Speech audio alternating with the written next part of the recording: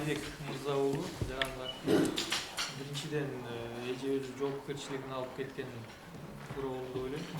Анан бул жерде комиссия түзүлдү атпайсызбы? Ошол жерден бул порнографияга болгон үгүттөө боюнча мыйзамдуулугун да карап койсоңор, анткени өзүңөр билгендей жашы жете элек балдар 18ден өйдө мындай нерселерге киргизбейт да. Ошол уруксат болгонбу, видеокамера бар да, жаштар киргенби, ошол порнографиялык мындай элементтер болду да.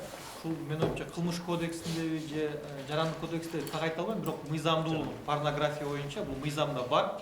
Ошону иликтеп, эгерде ошого ким жол ачса, уюштуруучуларбы же музейдин жетекчилери аларда жоопкерчилик караш керек. Бул порнографияга түздөн түз тиешеси бар нерсе. Анткени кинотеатрга киргенде деп билесиңер, 18ден өйдө киргизбейт. Ал жакта мен байкаган жокмун, бирок жаш балдардын кийүүсү болсо биринчи ой. Экинчи, музейди мен дыккат карап чыктым. Бул феминалиге тиешесиз музейдин өзү жанагы койдун башы, кесилген койдун башын таякка салып, анан обон деп жазып алган. Бул музейдин өзүнүн сүрөтү экен. Мунда жоопкерчилигин карап, жанагы аялдар шылдыңдаган да. Музейде илинип турат, ал феминалга тиешеси жок сүрөт. Бул биринчи. Экинчи, мен сунушумда биз жанагы ошо музейдин бир бөлүгүндө туруктуу сүрөттөр бар экен да, алар 3-4 жылдан бери өзгөрбөй турган сүрөттөрчү. Ошол жактан мен сурасам, мисалы үчүн Манас эпосунда Герцендин сүрөттөрү бар. Ошолор каякта турат десем, алар архивде чаң басып жатат дейт кызматкерлерчи. Анан сунуш, ошол туруктуу музейдин бөлүгүндө илинип турган сүрөттөрдө эми Герценди билесиңер, ошо Манас атанын Герцен тартылган шедеврлерден илинип турса туруктуу деген сунуш.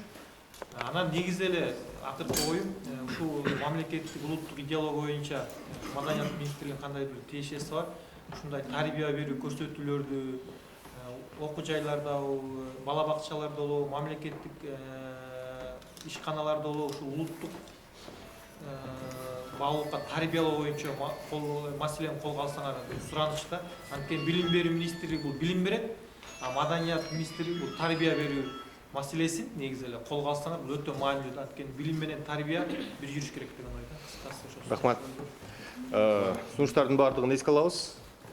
Мен макулмун.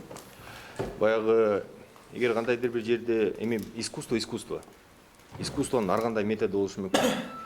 Бир эле предметти эки адам эки башкача көрүшү мүмкүн да.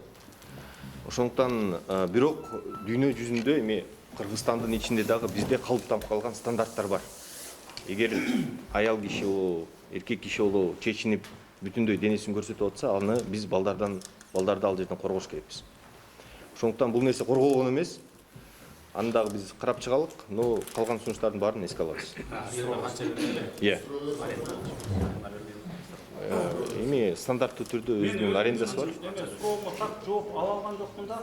Кыргыз элинден кечирим сурайсыңарбы же жок, ооба же жок деп эле койгон. Сурайсыңарбы кечирим, сурабайсыңарбы? Ушунун баарын допускать эткем керек. Жоопкерчиликти биз алдык. Сурайсыңарбы же жок, ооба же жок деп эле айтып койгуз, болду. Мен бул жерден эми кечирим сурай тургандай чоң нерсе болгон жок. Маданият министрлиги туурабы? Суроо Марал радиосу Садырбек. Бул феминисттердин иш-чарасы өздөрү айткандан бир башкача өңүттө кеткен биринчи жолу эмес.